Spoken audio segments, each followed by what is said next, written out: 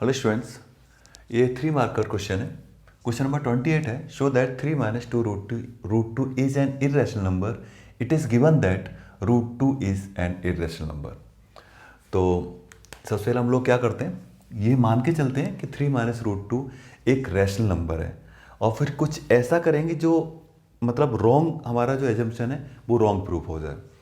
तो 3 minus two root two equal to में let कर रहा हूँ ए अपॉन बी। तो ये जरूर लिख देना है इसमें, a b are coprime, ठीक है, where we not equal to 0। इसके बाद हम लोग क्या करेंगे कि 3 माइनस, इसको मैं ए बी को इधर ले आता हूँ और इस साइड इसको ले गया, राइट। तो अगर मैं एलसीएम लेता हूँ तो 3b माइनस ए अपॉन 2 को भी इधर ले आया तो 2b equal to root two. इस साइड देखोगे तो रैशनल नंबर है, उस साइड इरेशनल नंबर है जो कभी इक्वल नहीं हो सकता। तो यानी कि रैशनल नंबर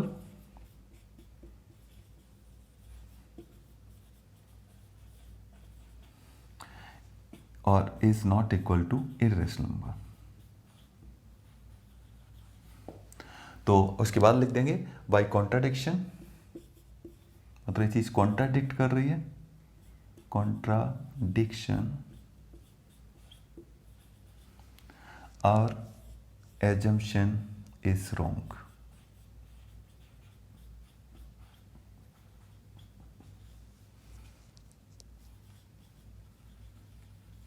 ठीक है, तो therefore 3 minus 2 root 2 is an irrational number।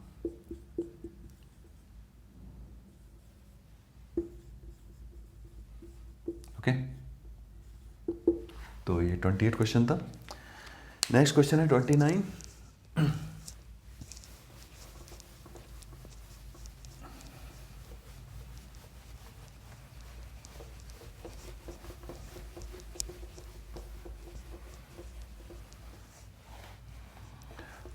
Quadratic equation का क्वेश्चन है।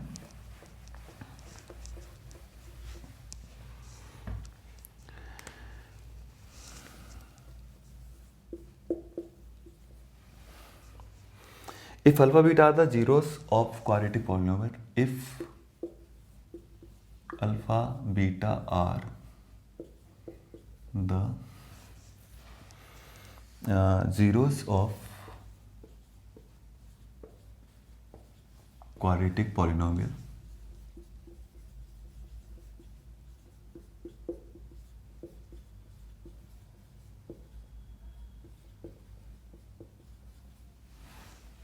क्वाड्रेटिक पॉलिनोमियल है x square plus c x plus 48, यानी कि एफ एक्स इक्वल टू कह रहा है कि x square plus c x और plus 48 and alpha minus beta का whole square equal to 169। Find the values of c, find values of c. ठीक है, तो इसके रूट्स अल्फा बीटा है। तुम्हारे पास अल्फा बीटा जब रूट्स होते हैं तो एक फॉर्मूला होता है कि alpha plus beta equal to minus b upon a, and alpha beta equal to क्या होता है, सी अपॉन ए, राइट। अल्फा प्लस बीटा, तो यहाँ पर जो मेरे पास यही लिख देता हूँ मैं, ए की वैल्यू है वो 1 है, बी है वो सी के इक्वल है, और सी है यहाँ पे 48 है। ठीक है, तो ये सी, इस सी से कोई लेना देना नहीं है इसका, चाहो तो मैं इसको सी डैश कर देता हूँ। ठीक है, तो बी की जगह अल्फा प्लस बीटा कितना हो गया, बी की जगह माइनस सी अपॉन 1 हो जाएगा, और अल्फा बीटा कितना हो जाएगा 48 अपॉन 1। ठीक है, अब मेरे पास एक फॉर्मूला अल्फा माइनस बीटा मुझे दिया हुआ है, सपोज ये फर्स्ट इक्वेशन है, तो अल्फा माइनस बीटा का होल स्क्वायर को अगर मैं अल्फा प्लस अल्फा बीटा की फॉर्म में लिखूं, अगर जिनको फॉर्मूले नहीं पता है वो चैनल पर जाकर के कम्युनिटी से फॉर्मूले डाउनलोड कर सकते हो, और वहाँ पर ये एल्जेब्रिक फॉर्मूले सारे दिए हुए हैं। तो अल्फा प्लस बीटा का whole square minus 4 alpha beta. ठीक है, ये मेरे पास 169 हो गया, alpha plus beta c square हो गया, और 4 इंटू 48, 4 इंटू 48 करोगे तो ये हो जाएगा सी स्क्वायर माइनस 192, 48 टू जा 96, हाँ 192, और ये 169 हो गया। तो इस टाइप से मेरे पास सी स्क्वायर आएगा 361, तो यानी कि जो सी की वैल्यू होगी वो प्लस माइनस 90। ठीक है, नेक्स्ट क्वेश्चन है,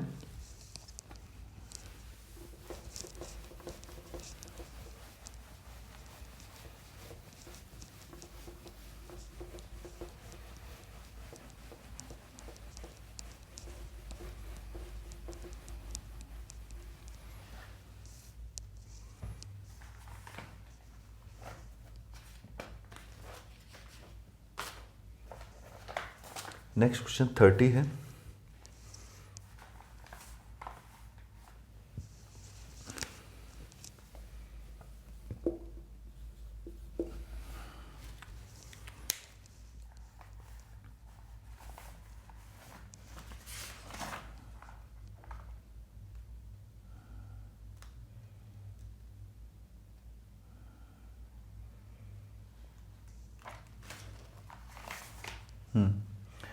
क्वेश्चन है सॉल्व, ये लीनियर इक्वेशन 2 वेरिएबल का क्वेश्चन है। सॉल्व है 2x plus 3y equal to 11। दूसरी इक्वेशन है 3x minus 2y equal to minus 29, और hence find the value of m। पहले सॉल्व करना है, उसके बाद find value of m for विच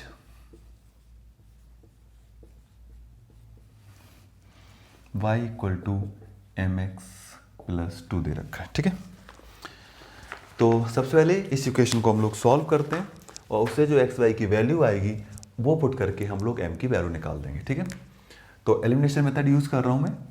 ये मेरे पास फर्स्ट इक्वेशन है, इसमें मैं 3 का मल्टीप्लाई कर रहा हूँ और सेकंड में 2 का। ठीक है, तो 6x plus 9y equal to 33 and 6x minus 4y equal to minus 58, 29 into 2 58। तो इसके बाद तो ये माइनस हो जाएगा, ये प्लस और ये प्लस, तो मेरे पास कितना आ गया 13y, 58 प्लस 33, 58 प्लस 30 88 प्लस 3 91, तो y की वैल्यू यहाँ से 7 आ गई। ठीक है, y की वैल्यू मैं पुट कर रहा हूँ, तो 2x plus 21 equal to 11, 2x equal to minus 10, then x equal to minus 5। ठीक है, अब यहाँ पुट करते हैं, तो y की वैल्यू 7 है, m माइनस 5 और प्लस 2, 2 माइनस 7 5 हो जाएगा, तो 5 equal to minus 5m, m equal to minus 1। तो यह है इसका आंसर। नेक्स्ट क्वेश्चन है 31।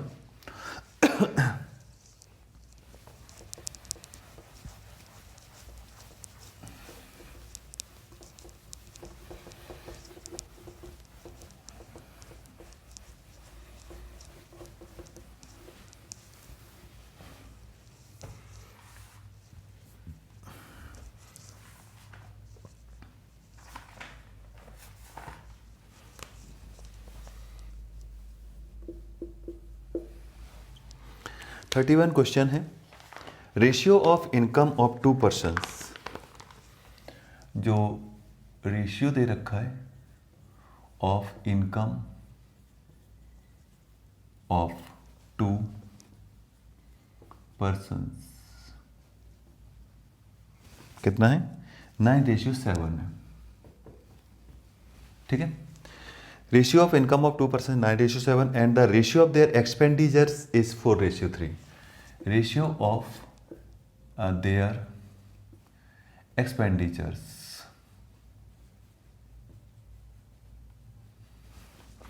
विच is equal to 4:3. Okay. If each of them manage to save, if each of them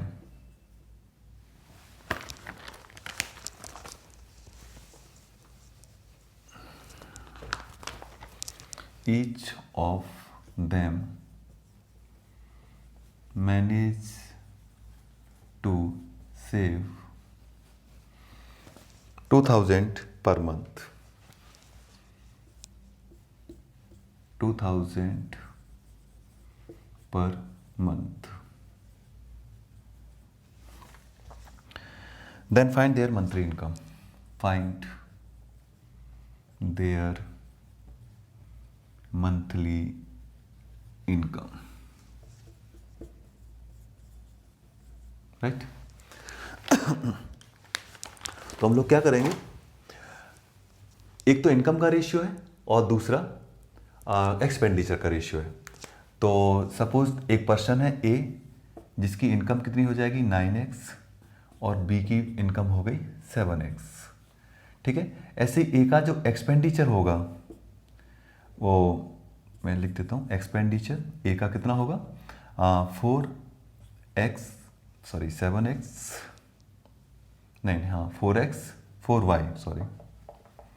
4y and जो बी का एक्सपेंडिचर होगा वो कितना होगा 3y. ठीक है. ये हम लोग लेट कर रहे हैं. Let income of. ठीक है. ए 9x B 7x and expenditure दोनों के ये हो गए. तो अगर इनकम में से एक्सपेंडिचर माइनस कर दिया जाए तो सेविंग आ जाती है. तो मेरे पास क्या हो जाएगा 9x minus 4y equal to 2,000. अब बी का 7x minus 3y equal to ये भी 2,000. दो मेथड है, या तो हम एलिमिनेशन से करें या हम ऐसा भी कर सकते हैं कि इसमें 2,000 कैंसिल हो रहा है तो मैं माइनस कर देता हूँ दोनों को, तो प्लस माइनस. ठीक है. तो 2,000 कैंसिल हो जाएगा. मेरे पास क्या बचेगा 2x and minus y equal to 0. यानी कि यहाँ से मुझे मिल गया y इक्वल टू 2x. ठीक है. y equal to 2x put कर देता हूँ मैं. तो मेरे पास कितना हो जाएगा 9x minus 4 into 2x equal to 2,000. Right.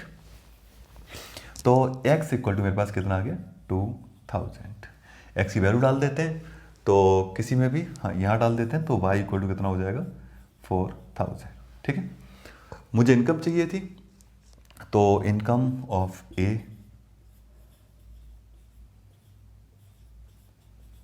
कितनी होगी 18,000. 2,000 का मल्टीप्लाई किया. और इनकम ऑफ बी कितनी होगी 14,000. आंसर भी चेक कर सकते हो. अगर मैं 4 का मल्टीप्लाई करूं तो 16,000 एक्सपेंडिचर होगा और उसका 12,000. 18 माइनस 16 भी 2,000 होता है और कितना हो गया 14 माइनस 12 भी 2,000 होता है. ओके. नेक्स्ट क्वेश्चन है 32.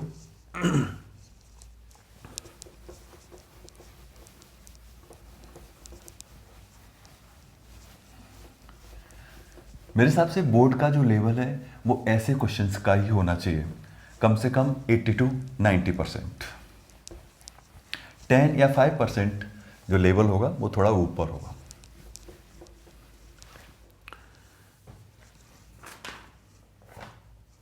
(31) हो गया. Now question number 32.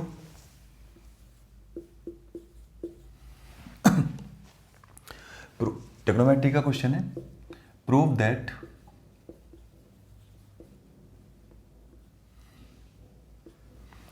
Root of 1 plus sine A upon 1 minus sine A equal to sec a plus tan a. ठीक है. जब भी ये 1 plus sine A 1 minus sine A आता है, sec a plus tan a या sec a minus tan a आता है या cosec a plus cot a upon cosec a minus cot a आता है, हम लोग रैशनलाइज ही करते हैं ऐसे केसों में. और रैशनलाइज का मतलब है 1 प्लस साइन ए का ऊपर नीचे मल्टीप्लाई. मैं लेफ्ट हैंड साइड लेके चल रहा हूँ तो 1 + sin a का होल स्क्वायर हो जाएगा अगर ऊपर मल्टीप्लाई करूँगा, नीचे मेरे पास 1 - sin a into 1 + sin a। ठीक है। अच्छा, इसके बाद ट्रिग्नोमेट्री के अगर फॉर्मूले नहीं याद हैं तो तुम वही कम्युनिटी पे जा करके चैनल की पे और वहाँ से ये फॉर्मूले सारे डाउनलोड कर सकते हो। ठीक है, पूरे नोट्स टाइप से बना कर रखे हुए हैं वहाँ। तो ये मेरे पास हो जाएगा 1 + sin a का होल स्क्वायर और नीचे हो जाएगा 1 - sin स्क्वायर a, और 1 - sin स्क्वायर होता है कॉस स्क्वायर है। तो इस टाइप से मेरे पास क्या बचेगा, ऊपर अगर रूट हटा दूँ तो 1 - sin a और नीचे कॉस स्क्वायर है, रूट के अंदर है तो बाहर आके कॉस ए हो जाएगा। ठीक है, और अगर हम सेपरेट करते हैं इसे तो 1/cos a plus sin a/cos a, तो that means sec a plus tan a। This is right hand side, hence proved. Next question है 32।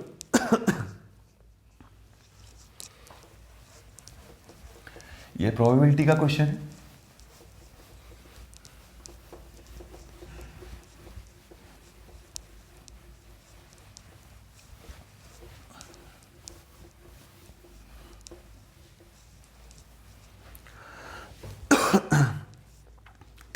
Question number 32. Two coins are tossed simultaneously. Two coins are tossed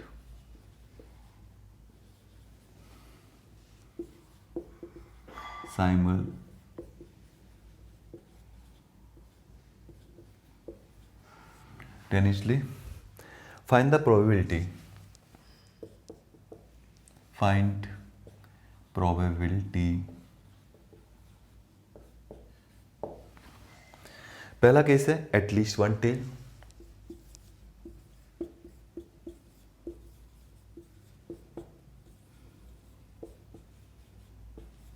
and second is no head, and third one is exactly one tail.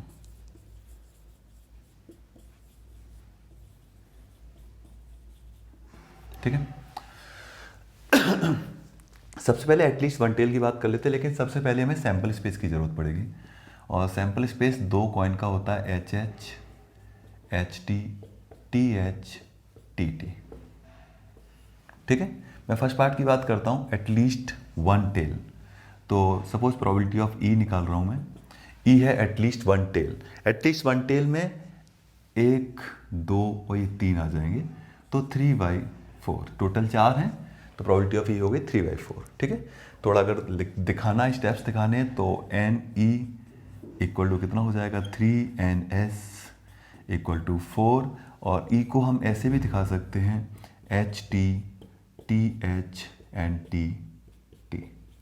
ठीक है,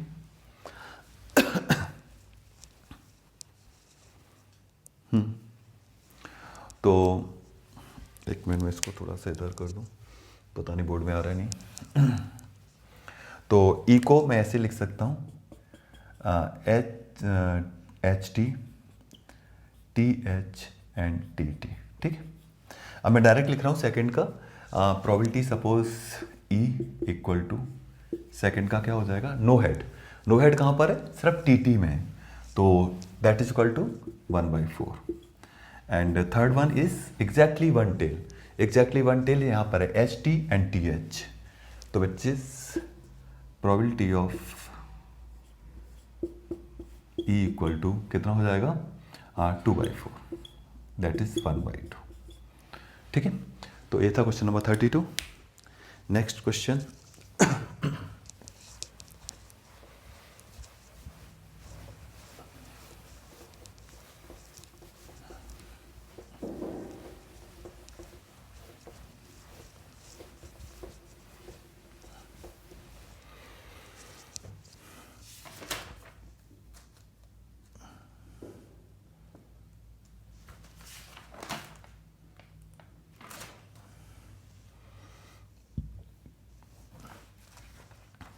next question है question number 34।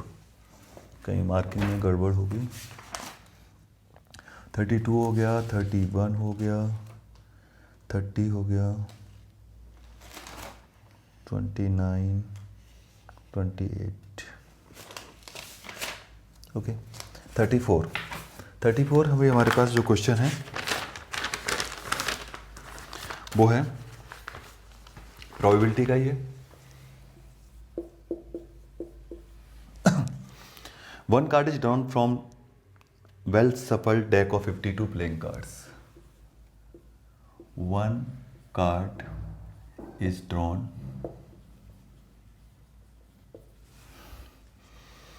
from a well shuffled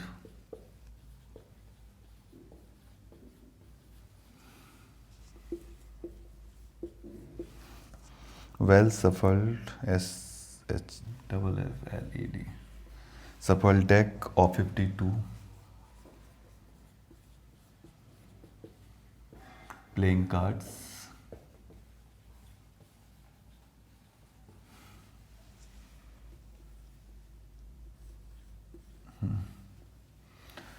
Playing cards. Find the probability of drawing. Find probability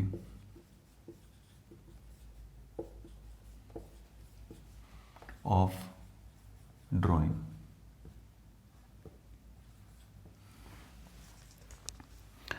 पहला part है इसका a red card, second है king of spade,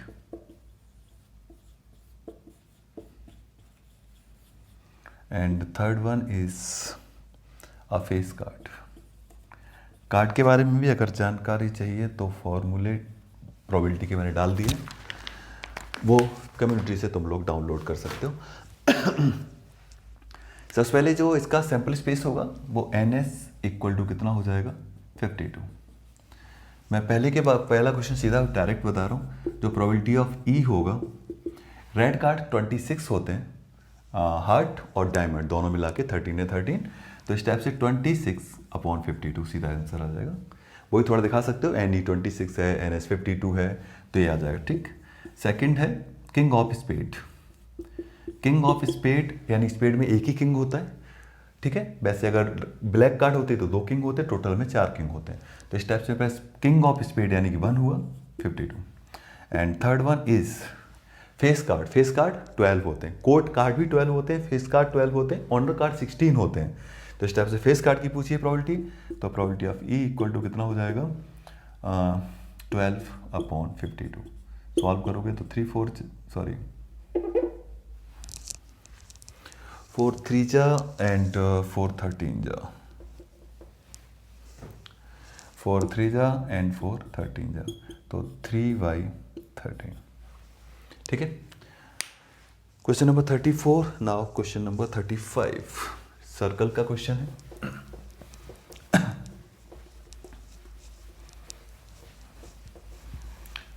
वैसे अपनी practice करते रहो, लेकिन इन क्वेश्चनों को एक बार देख जरूर लेना।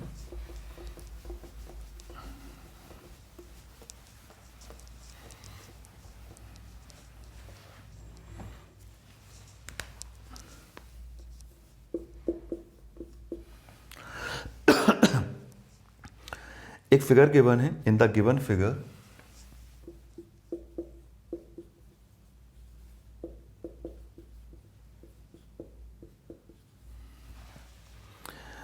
PQ is a tangent. PQ is tangent from external point P. External point P. उसका and QOR is diameter. And QOR is diameter. ठीक है। If angle POR is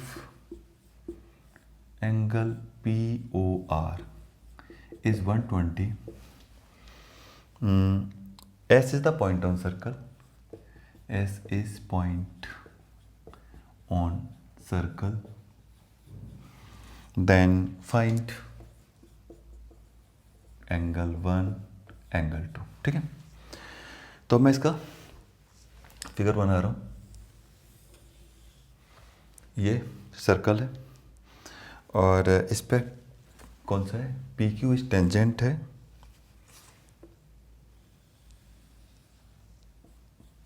P Q is tangent, Q O R is diameter, यहाँ पे कहीं ओ है, this is are diameter है। उसके बाद angle P O R, angle P O R, तो पहले मैं इसको,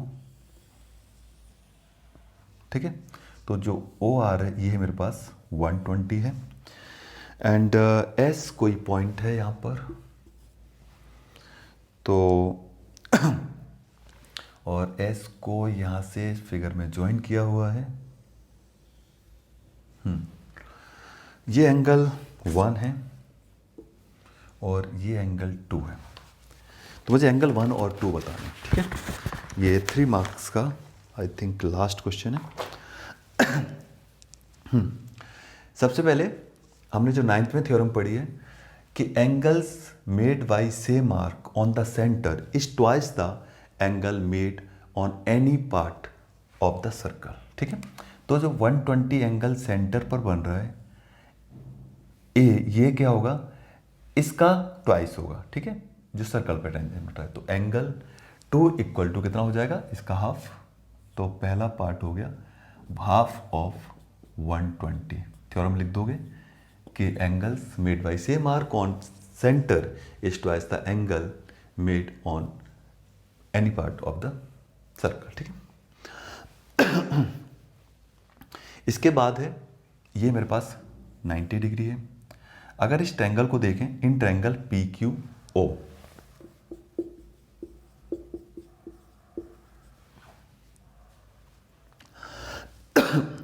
सॉरी थ्योरम थी वो, क्या कहते हैं, angle made by same arc on centre is twice the angle made on remaining part of the circle. ठीक है, शायद यही बोला था मैंने। तो angle in triangle P Q R क्या हो जाएगा कि ये एक्सटीरियर एंगल है और ये दोनों इंटीरियर, तो एंगल यानी कि P O R equal to angle Q और प्लस एंगल 1, राइट। तो पी ओ आर कितना है, 120 है, और ये एंगल 90 डिग्री है, 90 है, और ये एंगल 1 है। ठीक है, मतलब this plus this equal to this. ठीक है, तो एंगल 1 इक्वल टू कितना हो जाएगा, 30 डिग्री। ओके, तो ये थे इसके दोनों आंसर, और ये आज 3 मार्कर सारे कंप्लीट हो जाएंगे। नेक्स्ट टाइम मैं 5 मार्कर और केस स्टडी क्वेश्चन डाल दूंगा। Thanks for watching.